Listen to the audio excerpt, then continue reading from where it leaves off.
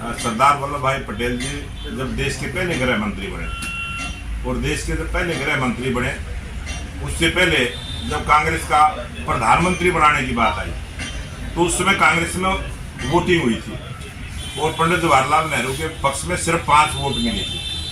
सभी वोटे उस समय सरदार वल्लभ भाई पटेल जी को प्रधानमंत्री बनाना चाहते थे। सबसे पहली चोरी तो कांग्रेस ने वहीं से शुरू कर दी कि जिसको 5 वोट मिली थी उसको प्रधानमंत्री बनाने का काम किया, और सरदार पटेल को जिसको ज्यादा वोटें मिली थी उनको गृह मंत्री बनाने का काम किया।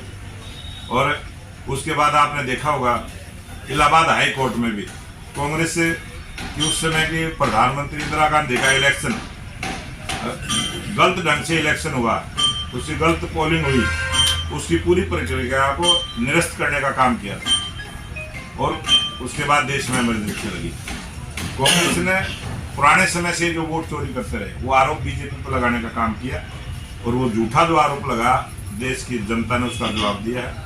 और अभी जो सरदार वल्लभ भाई पटेल जी की 150वीं जयंती पर हमारी सभी यात्राएं चल रही हैं, और उसी प्रकार का एक प्रोग्राम आप सबने देखा होगा वंदे मातरम के भी 150 वर्ष पहले जो बंकिम चटर्जी ने जिसका गायन किया था उसको भी घटाने का काम कांग्रेस ने किया। और आज देश में गुरु तेग बहादुर जी का 350 साल, जो 350 वर्ष पहले जो गुरु तेग बहादुर जी की शहादत हुई थी, उसको लेकर भी एक कुरुक्षेत्र की भूमि पर 25 तारीख को देश के लोकप्रिय प्रधानमंत्री नरेंद्र मोदी जी का आगमन रहेगा। बहुत भव्य प्रोग्राम रहेगा।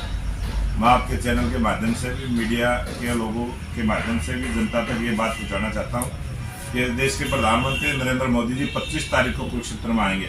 आप वहाँ भी आए, प्रधानमंत्री जी की बातों को सुने, और उसी दिन जो अंतर्राष्ट्रीय गीता महोत्सव जो 2016 से जिसकी शुरुआत हुई थी, कुरुक्षेत्र की उस पावन पवित्र भूमि पर अंतर्राष्ट्रीय गीता महोत्सव का भी जो प्रोग्राम है उसमें भी ब्रह्म सरोवर प्रधानमंत्री जी का आगमन रहेगा।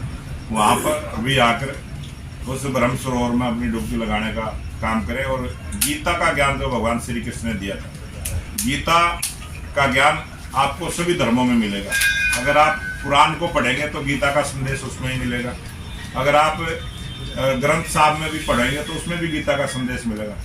हिंदू, सिख, ईसाई सभी धर्मों में गीता का संदेश है, और गीता सबके लिए है, सभी धर्मों के लिए है, हर मानव के लिए है। गीता का संदेश भी जन जन तक पहुँचे, इस प्रकार का ये अभियान है। बहुत बड़े स्तर पर हम सामाजिक जो समरसता का भाव है देश में, हमारे देश में अनेक धर्मों के लोग हैं, यही हिंदुस्तान की खासियत है।